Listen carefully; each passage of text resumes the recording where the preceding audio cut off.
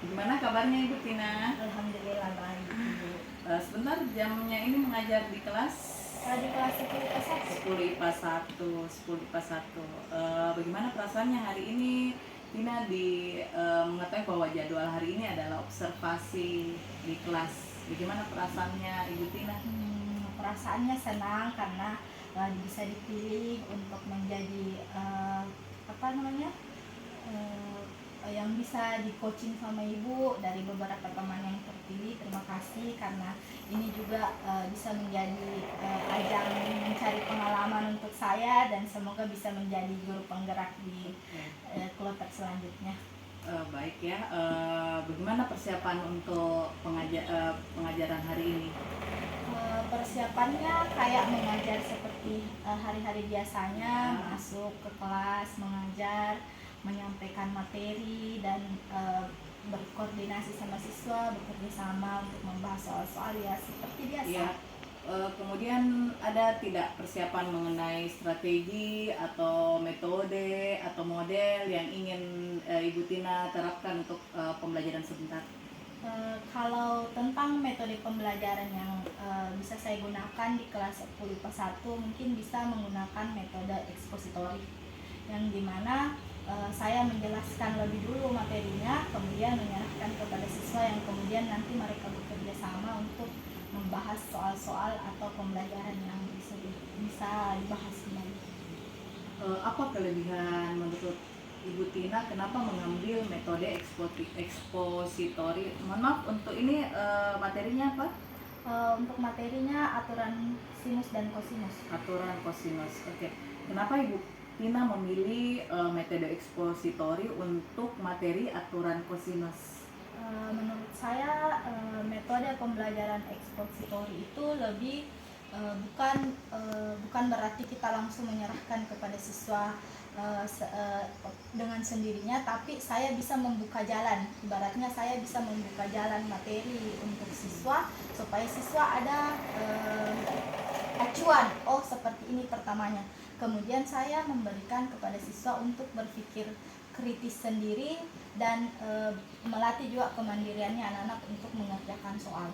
Berarti untuk area pengembangan tadi untuk berpikir kritis, Ibu Tina mengambil metode ekspositori untuk materi ini. Kemudian harapan Ibu Tina setelah pembelajaran ini dari anak-anak itu bisa menceritakan harapannya setelah materi aturan kosinus ini. Saya berharap peserta didik bisa menjelaskan atau bisa memahami aturan sinus dan kosinus, kemudian bisa juga melatih cara berpikir kritis siswa untuk mengerjakan soal-soal dan melatih juga kemandiriannya untuk mengerjakan soal baik bersama saya ataupun teman-temannya. Oke, kalau begitu kita langsung saja ke kelas Bu Tina. Ya, ayo mari.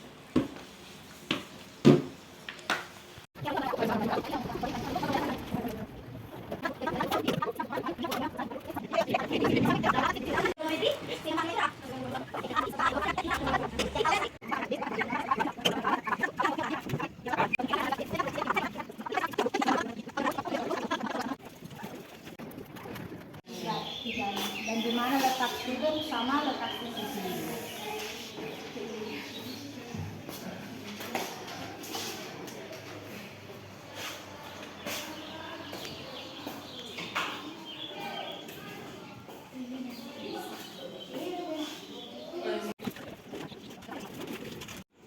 Bagaimana Bu Tina tadi pembelajarannya? Bagaimana perasaannya selama pembelajaran? Ada supervisi di dalam kelas atau ada seorang observer dalam kelas? Bagaimana perasaannya Bu Tina?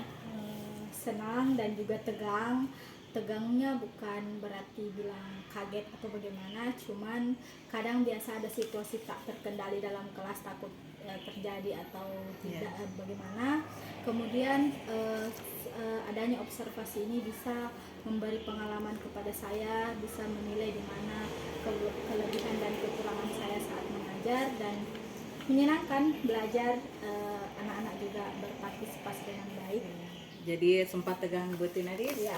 tapi senang juga. Iya, Oke. senang. Tadi kan sebelum kita lakukan observasi di kelas, tadi kita wawancara pra observasi. Iya. Tadi Bu Tina bagaimana kira-kira refleksi? Kita refleksi dulu pembelajaran Bu Tina. Bagaimana tadi pembelajaran? Tadi itu saya buka materi dengan aturan sinus kosinus, kemudian saya mengingatkan kembali tentang tabel-tabel nilai, tabel-tabel trigonometri supaya memudahkan untuk mengerjakan di soal-soal. Kemudian waktu pada saat saya mengajar tadi, anak-anak juga aktif bertanya bagaimana kalau begini Bu, bagaimana kalau begini ya. Saya juga memberikan umpan balik yang baik untuk merespon pertanyaan siswa dan membantu siswa untuk menyelesaikan soal yang saya berikan tadi secara kelompok. Ya, menurut Ibu Tina, apakah pembelajaran di kelas sudah maksimal? Kalau berbicara maksimal mungkin belum ya, karena tidak ada yang sempurna di dunia ini. Mungkin saya juga masih banyak memiliki kekurangan sebagai guru, dan siswa juga memiliki kelebihannya masing-masing. Tidak semua siswa bisa dipaksakan untuk bisa belajar di matematika. Jadi kita sebagai guru, saya sebagai guru mengajar sebisa saya, semaksimal yang saya bisa, dan membimbing siswa agar bukan harus pintar tapi bisa belajar dan bisa memahami matematika. Ya baik, tadi menarik sekali Ibu Tina bilang tidak maksimal. Kemudian kalau bisa diceritakan kira-kira kelebihannya di mana, kekurangannya di mana? Mungkin kelebihan saya dalam mengajar Yang tadi ya, ya yang tadi ya. mungkin saya memposisikan diri saya sebagai tutor teman, artinya bukan saya sebagai guru yang di depan yang harus menceramah atau apa, tapi bisa sharing ke anak-anak sebagai partner, sebagai teman. Nah, kekurangan saya di sini terkadang kita memaksakan anak-anak bilang ayo harus bisa, padahal anak itu sejatinya bukan di matematika, tapi kita harus memaksa anak-anak bilang ayo belajar, padahal hatinya anak-anak tidak ada di matematika. Mungkin dia lebih suka di luar kelas atau bagaimana. Jadi saya juga harus membuat pelajaran yang mungkin asik jika di luar kelas dilakukan. Oke, tadi Ibu Tina sudah tahu kelebihan dan sudah tahu kekurangannya. Kira-kira hal-hal apa yang Ibu Tina lakukan untuk menutupi tadi kekurangan-kekurangan dalam pembelajaran menurut Ibu Tina? Untuk menutupi kekurangan sebenarnya banyak yang bisa dilakukan. Misal ikut-ikut workshop pembentukan model pembelajaran yang baru untuk siswa, atau misalnya kayak matematika, apakah bisa matematika belajar di outdoor atau bagaimana. Kita harus mengembangkan diri lebih baik. Ada tadi juga kata kunci Ibu Tina bilang pembelajaran yang asik. Menurut Ibu Tina pembelajaran asik itu yang bagaimana? Pembelajaran yang asik itu menurut saya ketika siswa tidak menganggap matematika itu menyeramkan. Terkadang kan siswa menganggap matematika itu membunuh lah, gurunya killer lah. Jadi saya mau membuat pandangan siswa, belajar di matematika di Ibu Tina itu menyenangkan, gampang, walaupun memang di lapangan kadang ada beberapa anak yang memang tidak suka matematika, tapi setidaknya mungkin 75% anak-anak matematika itu tidak separah yang mereka bayangkan. Jadi mereka asik belajar, santai, tidak tegang, dan saya juga menikmati sebagai guru kalau siswanya menikmati. Kira-kira hal-hal apa saja yang sudah Ibu Tina lakukan supaya di kelas itu pembelajarannya asik? Supaya Hal-hal yang sudah dilakukan dan yang akan dilakukan. Yang sudah dilakukan, terkadang saya karena beberapa materi yang mungkin anak-anak kurang pahami, saya kembali lagi ke materi SMP-nya, karena mungkin dasar-dasar dari SMP-nya tidak, dan mengajar ulang kayak perkalian dengan metode kayak di SMP-nya. Misal gurunya menghafal perkalian, saya masih menyuruh mereka menghafal tabel perkalian. Kemudian yang belum mungkin saya lakukan ya mengembangkan metode pembelajaran yang lebih baik lagi. Kan banyak model pembelajaran yang seharusnya bisa diterapkan, mungkin kita hanya menerapkan satu buah. Jadi bicara tentang pengembangan, jadi Bu Tina ini mau mengembangkan kembali atau menutupi kekurangan-kekurangan tersebut untuk mengikuti latihan-latihan atau workshop-workshop misalnya ya untuk metode pembelajaran. Mengenai tadi metode ekspositori yang Ibu Tina pilih untuk di ini, kira-kira itu bisa maksimalkah atau bagaimana? Masing-masing Untuk ada. di materi yang ini tadi, sinus. Oke, untuk menurut saya eksplor itu mungkin tetap ada kelebihan dan kekurangannya. Kelebihannya guru bisa membuka jalan pada saat pertama, guru bisa menjelaskan di awal kemudian menyerahkan kepada siswa.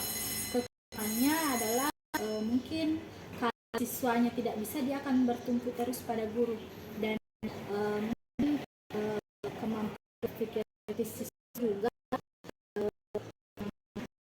karena Untuk mengatasi hal tersebut pembelajaran lain, misalnya problem basic learning kan memikirkan masalah secara kritis, tapi hanya contoh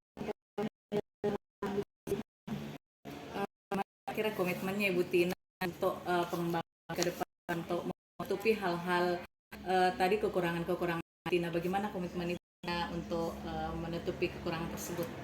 komitmen saya mulai ya berkomitmen untuk terus menjadi guru yang bisa memberi belajar yang baik untuk anak-anak, inovasi dengan pembelajaran bisa belajar lebih banyak, bukan hanya mengajar siswa tapi mengajar diri untuk mengembangkan karir, mengembangkan cara mengajar yang baik.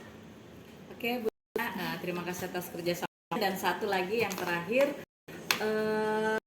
apa yang Anda rasakan setelah dari proses tadi dari awal pra observasi, kemudian saya masuk di kelas observasi, kemudian tadi yang baru-baru kita lakukan wawancara operasi, bagaimana perasaan Anda? Menyenangkan, bisa sharing berbagai ilmu mungkin dalam kelas, dan bisa juga melihat kelebihan dan kekurangan saya di mana, dan ini juga merupakan pengalaman baru dari teman-teman guru penggerak, dan semoga ini juga bisa menjadi batu loncatan untuk motivasi saya untuk bergabung ke guru penggerak.